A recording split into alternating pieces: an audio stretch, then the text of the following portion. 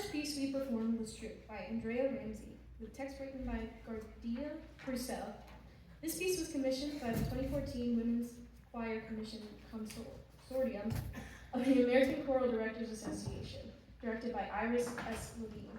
As Teresa Stone, a director who has performed the piece, states, "When we speak our truth honestly and openly, it allows the light of others to enter in, and our light to shine out to others.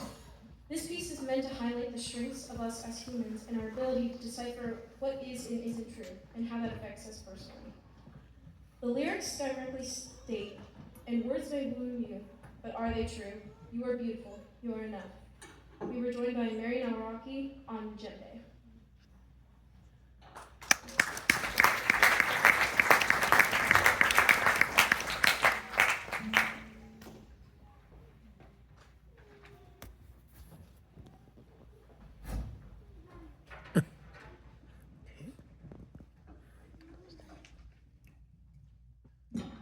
Why I sing.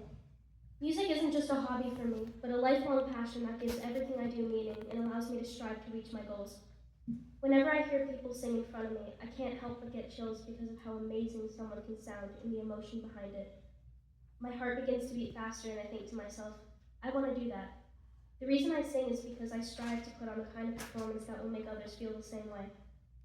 Music is a kind of magic that we can't always see, but we can feel. Being in choir allows me to share my goal with others. When we all come together to put on a performance, incredible things can happen. Sometimes when I'm in choir during the school day, I'll get those same chills from how amazing everyone is.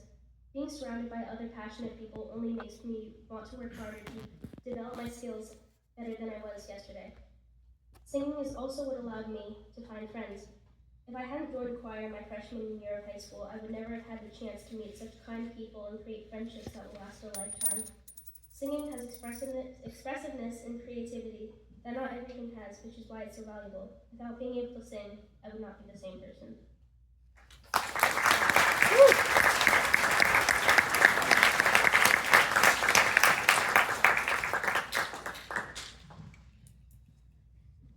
The next piece we'll be performing is titled "Oh Love" by Elaine Caddenberg.